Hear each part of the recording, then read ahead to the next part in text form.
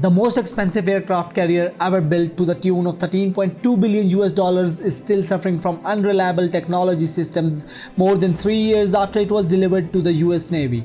A new assessment of the USS Gerald R. Ford carried out by the Pentagon testers indicates that the ship's issues remain consistent with those experienced in the previous years of testing.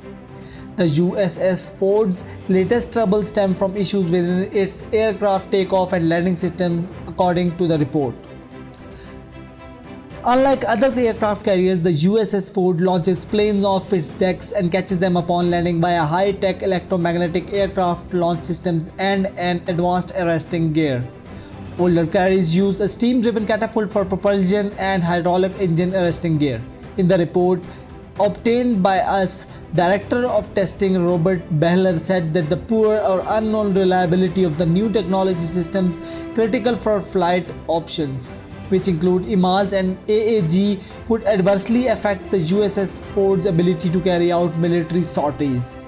The assessment, the report was based on, included 3,975 launch and landing operations on the aircraft carrier during 11 post-delivery trials at sea conducted from November 2019 through September 2020.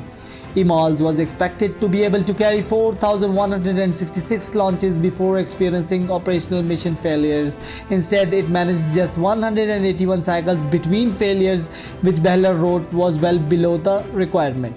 Behler wrote of 2 EMALS failures in 2020 that resulted in the catapults being out of commission for 3 days, and said that its reliability concerns are exacerbated by the design that prevents some maintenance from taking place during flight operations. The extent of the problems experienced by EMALS wasn't detailed in the recent assessment, but in June 2020, following an instance where EMALS failed while at sea, a Navy spokesperson at the Pentagon told that although the issue was still under review, the fault appeared in the power handling system during a manual reset of the system. The spokesperson also noted that this section is independent of the high pulse power section to launch aircraft and is not a safety of flight risk.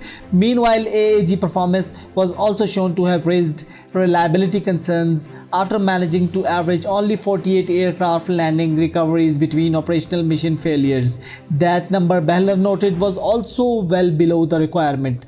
One issue appeared to be due to a capacitor failing during maintenance troubleshooting while the USS Ford was at port, which required 7 days to fix. According to Behler, the reliability concerns are magnified by the fact that the system's current design puts a restriction on corrective maintenance on below-deck equipment during flight operations. Ford-class aircraft carriers are meant to be the backbone of the Navy's efforts to grow its fleet from its current 2,097 vessels to almost 500 vessels by 2045.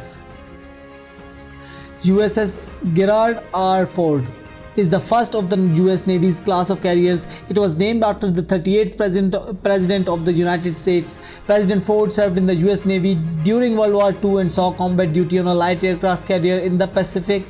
Construction on the USS Ford began in 2005 and it was delivered to the US Navy in 2017. Ford-class carriers are expected to replace Nimitz-class carriers. The USS Ford is reported to be the most expensive carrier built at around $13.2 billion. It is the first of 4 carriers ordered at a total cost of $57 billion. The USS Ford was initially expected to be combat ready in 2018. This ship is now expected to go on its first deployment in 2022.